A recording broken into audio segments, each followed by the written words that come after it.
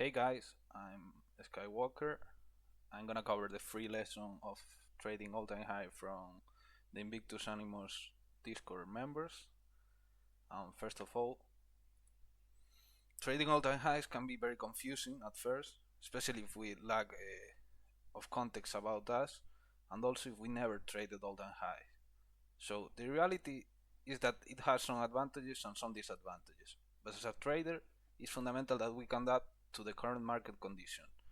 What I mean with that is that it's not the same trading all-time highs as, for example, the past months where it was a consolidation market.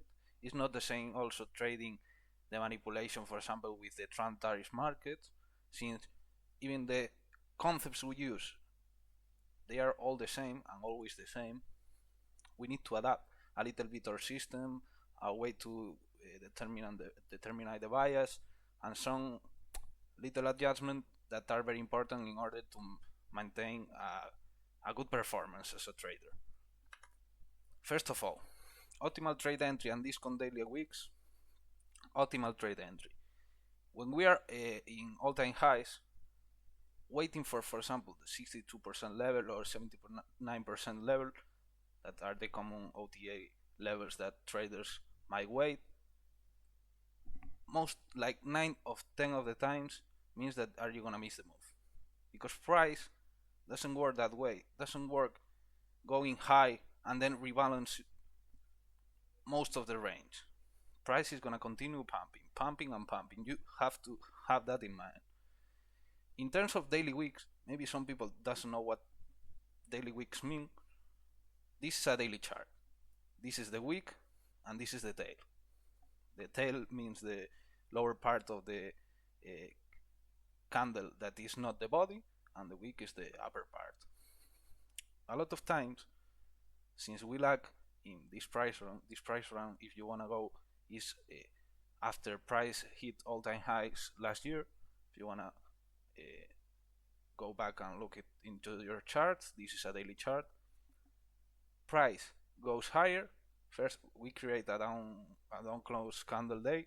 Price go higher, go past, then the next day open, and price, in order to open and go lower and then go higher, since we are going higher, it uses the halfway point, the 50% level of that week, as a resistance or support level to continue higher.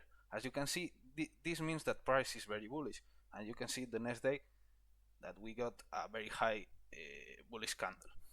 And you can say, but when, for example, this case that price comes back to an FVG, when we can predict that? We can't, and also we shouldn't. You shouldn't be trading these days. Look and compare. It's simple as that. The down close candle days have a lot of wicks and near nobody. This all body, all body, all body, no body, very small body, and compared to a giant wick. So this is gonna be a lot of manipulation, getting stopped. You just can't avoid it. Second, you have to ignore the sell signals and adapt to the SMT logic. What I mean with that? Bearish SMTs, or for example, sell confirmation you use, I don't care about your model exactly. It can be TSD, it can be a marker structure shift, it can be an EFVG. Most times they are gonna fail. They are false signals. That's called pattern trading, and you must avoid that. We trade patterns, but with a context. That's why the trader make an unprofitable concept profitable, because you use the human mind. This is why we can compete against machines, because you have a logic a computer can't think about. So that's the upper part of the price. The lower part of the price is the same but the opposite. You don't need a strong S&Ts to form longs. If you trade QT, you know exactly what I mean. If you trade ICT and you use SMTs, goes the same way. You don't need an S&T with the last month low in order to validate longs for that week or for that month or for that day. You only need small cracks in correlation to confirm the smart money reversal if we are in a short-term lower trend or the low of the day. You don't need massive divergences. Also, this is part of the September price action of 2025. If you want to study, this is a daily time frame of that time. I suggest you to go study and find why and when is the low of the week and low of the day here. Is the best thing to learn how to trade all-time highs. The next one, the weekly profiles and the open low, high close. This is a very common question. People expecting thank God it's Friday setup to form on Friday the day before, for example, last week. People were expecting thank God it's Friday setup when it's 200 points away from all-time highs or all-time highs. That's not gonna happen. That's gonna fail. On a regular market condition, yeah, this is gonna happen. We can have very, very different weekly profiles, and ICT taught them, and also if you trade other methodologies, the same probably. But in these markets, classic weekly profiles, like for example, Wednesday low of the week, or Thursday reversal, or another sample, they're gonna become less noticeable because the expansion is constant. It's always up, up, up, up. So expect the low of the week on classic Tuesday, or maybe sometimes even Monday. And the same goes for the open low, high close. You only need to trade the green candles, as I told before. Forget about the candles that make sense to close lower. If you feel that way, maybe either you are wrong or you shouldn't trade that day. So simple as that. If we are bullish, don't fade the higher time frame. Well, now speaking about market maker models, we are clearly on the market maker buy model right side of the curve. This is an example of last year on a weekly time frame, but it's gonna be the same this year, so I don't have like the future yet, but it's a very good example so you can understand more or less what I told before about feeling and not feeling FVGs and ranges and OTs. In this case, price doesn't need to come back here to fill every FVG or volume imbalance like liquidity voids that we left here. For example, we left here a weekly FVG with a liquidity void right here. Why price didn't went down, or when we finished the all-time high problem, why didn't we get a retracement? This is a fundamental problem that in my case I also had it in the past. I thought like I learned ICT the wrong way in the terms of like range rebalances. We don't need to rebalance that. Why? It's simple as, imagine you are painting a house. You have the left, this is the wall, and you paint the left side. You leave some pockets here, like an FVG, for example, here too. You have a liquidity void, then you may feel it later, but it doesn't matter. You go and fill all the wall with paint, and then the pockets you paint again to the upside. When you paint again to the upside, you are feeling all this. So don't think about this as an unfilled part. This is filling this part. So this part is already, all this blue box is efficiently delivered since it has left side of price action and right side of price action. So this is perfect. And as you can see, when price go past all-time highs, it finds like the real support and resistance here. Why? Because price has already delivered all these, has filled all the orders, and it's gonna react right here until we hit, in this case, all-time high. Then, shorting, it might feel appealing sometimes to short till equilibrium, but it's a very dangerous business. Shorting a retracement to equilibrium at all-time high is gonna be very high risk, since you probably gonna have a lot worse risk rewards in terms of like how many points you're gonna risk versus how many points you're gonna get, because you most likely you're not even gonna target the equilibrium of the range, and it's low reward and high risk in terms of it's highly improbable. Just backtest the price action and you're gonna see like most short setups are gonna fail. Also, retracement when price is discovering all-time highs is very sudden. That means like price go slowly higher and then in one, for example, in the daily time frame, Trump drops a new or a tweet or whatever, and price drops 600 points in like 10 minutes and then continue higher the next weeks. Same goes to the smaller time frame. You're trading the 10 a.m. power of 3 and suddenly a new drops, it goes down 70 points in just like a week, a candle week, and then continue going higher. So like shorting setups are more manipulation in a very short time of period, so just like avoid them. Then in terms of targets, even if you don't trade standard deviation, you're not a standard deviation trader, you probably gonna need to use the standard deviation tool. Why? Since there's no targets overhead, standard deviation of the either central bundling range, if you don't know what it is, just search it up on Google or like ICT, or the manipulation leg. That's up to the trader or to the model or whatever. Of if you are day trader, if you are a scalper, that's a little bit up to you. That's why I don't go very in depth. The most common levels are -1, -2, -2.25 and 2.25, and -4. These are my fib extension tool, and you can copy the settings. Basically, I have these levels turned on and the other ones off.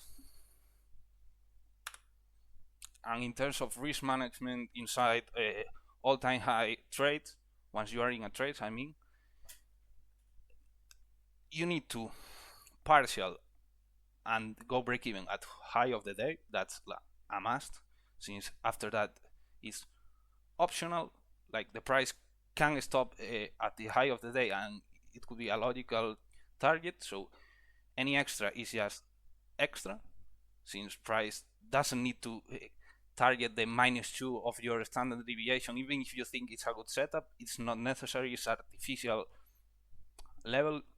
So partial on high of the day and go break even on high of the day is my suggestion. Even if your risk reward goes lower, or your average monthly return or whatever goes lower, it's good for the long run. And also the trade frequency is gonna drop. Why? Because you are fading all short setups. If you are an unprofitable trader, just don't short. If you are profitable, well, you already know that, but you can trade some short setups. But either way, your frequency is gonna drop, since you're like half of the things that you do as a trader is either long or short. You are just longing, so it's gonna drop. And the most important thing is the trend is your friend. You need to have that, like, I don't know, a post-it on a tattoo, whatever. Like, don't forget the trend is your friend. The institutional order flow is a lot more important than any PDRA, any SMT, any like secret level you have, whatever. The trend is your friend. We are trading Nasdaq. We are trading. Okay, this is manipulated, since you can be profitable just trading technical aspects, fading completely the fundamental aspect. But the reality is that the Nasdaq goes higher because the stocks goes higher, and the stocks go higher because it's part of the United States economy. So if the economy is good or whatever, I'm not gonna go in depth in that, but you understand.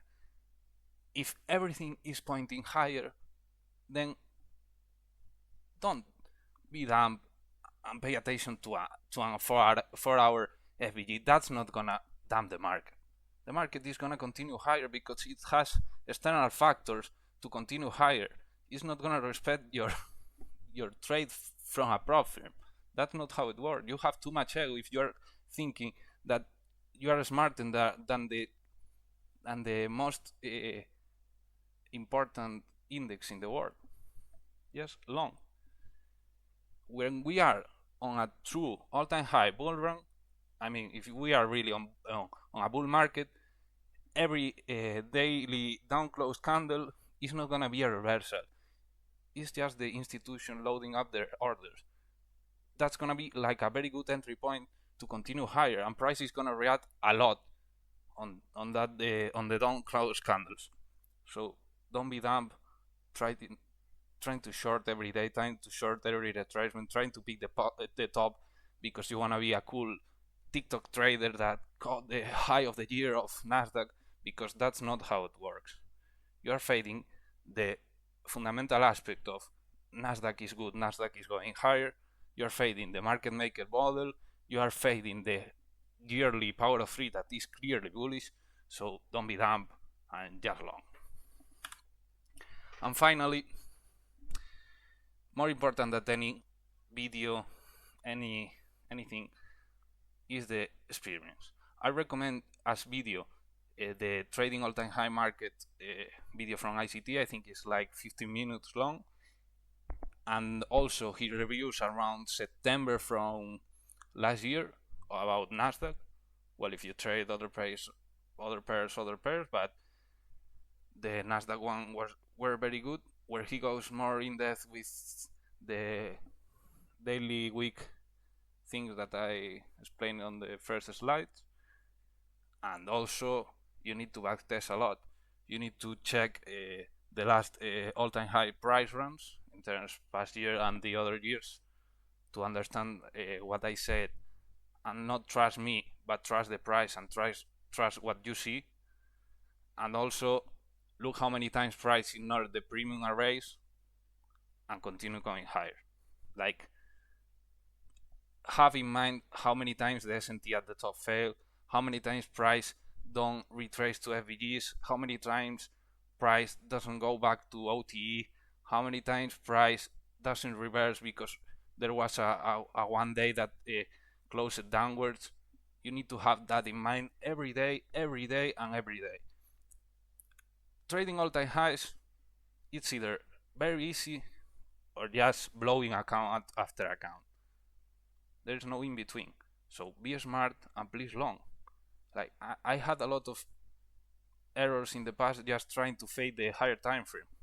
Don't be like me and just long. Simple as that. And that's all for me.